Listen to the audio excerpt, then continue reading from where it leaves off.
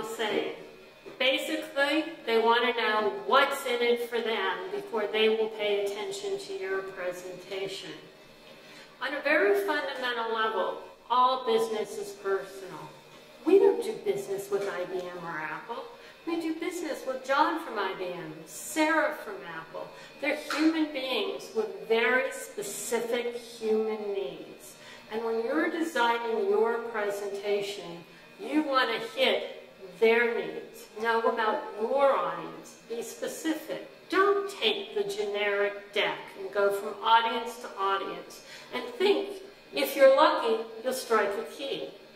Let me show you what happens, because facts don't live in a vacuum. Facts are only defined by the context that they're given. So, for instance, there are 30 million PowerPoints given somewhere in the world every day. Now, if you told me that, the moans of horror would be heard down the street. If you told Microsoft that, you'd hear them cheering from the roof. Well, the same thing applies to any set of facts. John and Sarah are going to review what you say with their own experiences and prejudice. Too often, presentations start out with the history of the company or the organization or the relationship. And while you're narrating your history or even our joint history, I'm waiting to hear what's in it for me. Why should I care?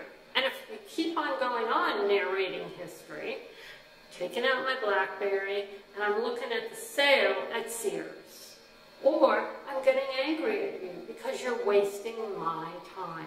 So by the time you get to what's in it for me, I'm already slightly miffed with you. So how do you stop yourself from boring your audience? Well, there's two things you need to do. First of all, you need to get to know the specific audience you're standing in front of, which in today's world is incredibly easy. For me, if there's less than 5 people at a meeting I'm going to, I spend an hour. I Google them. I link in them. I Google image them. And you know what? It gives me so much, because I can go to those first 5 minutes of the meeting and I can say something about the person's past experience or past job or a passion they have or a project they worked on, and it flatters them.